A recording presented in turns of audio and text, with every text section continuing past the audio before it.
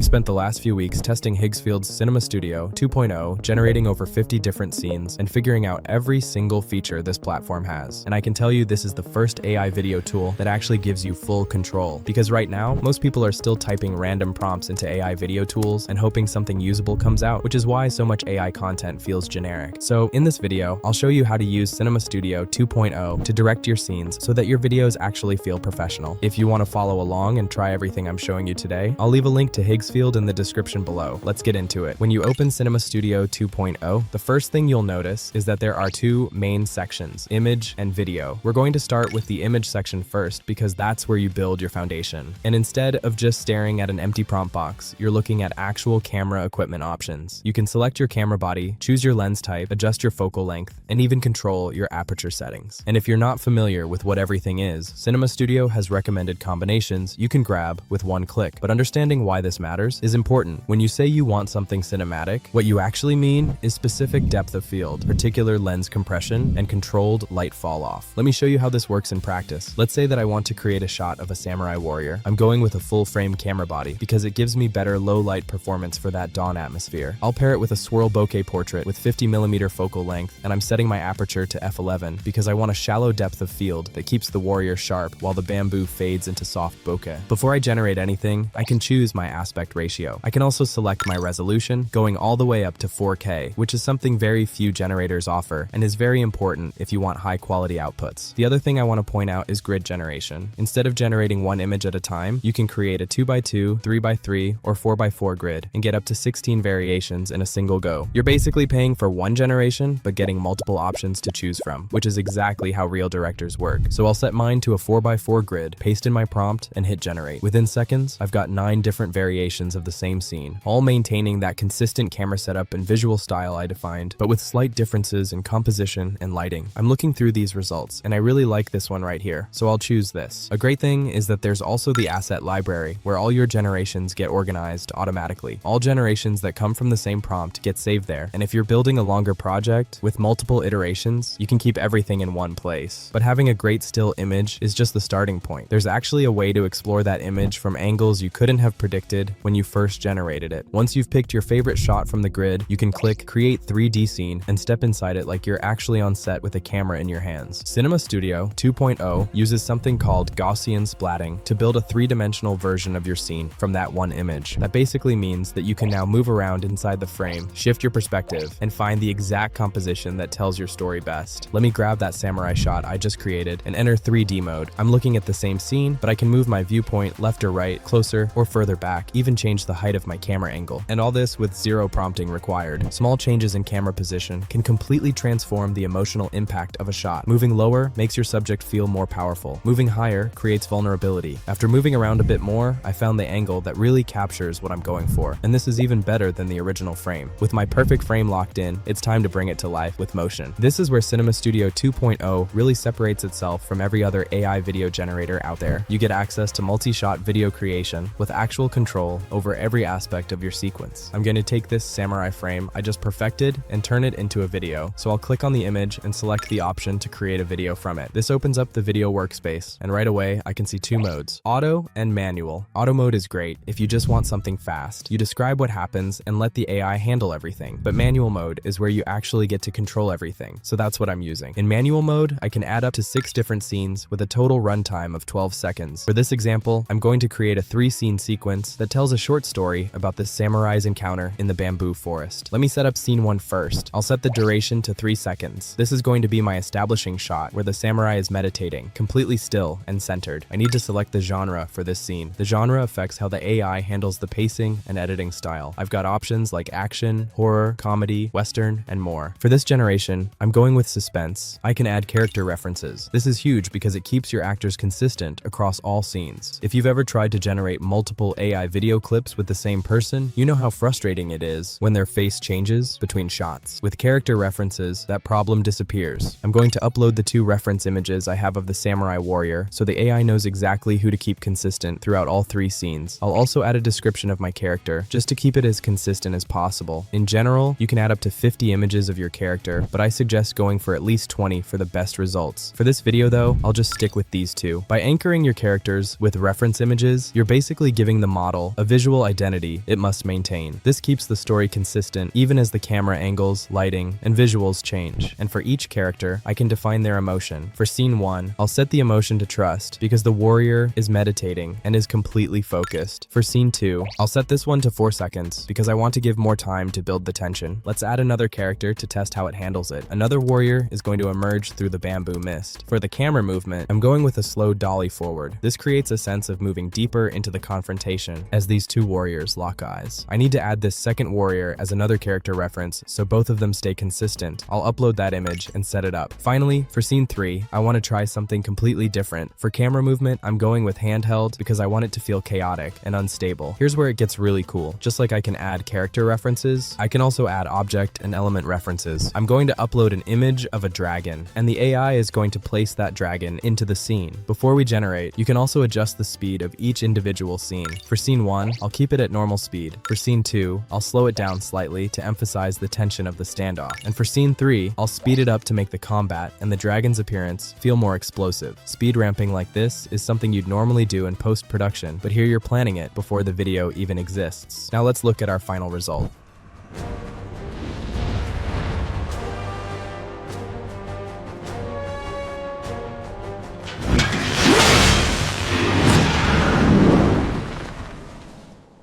Cinema Studio 2.0 produces all 3 scenes as one seamless sequence with smooth transitions, consistent character appearances, and pacing that actually matches the emotional arc I designed. It is absolutely incredible. This is what it looks like when you stop generating clips and start directing sequences. And from any video I create, I can extract either the start frame or the end frame. That means my video feeds back into my workflow. I can take the final frame of this sequence and use it as the starting image for a new generation. That way the next shot begins exactly where the previous one ended, creating a seamless transition between the two. And I can keep doing this for as long as I want. Let me show you how the final video I created looks like.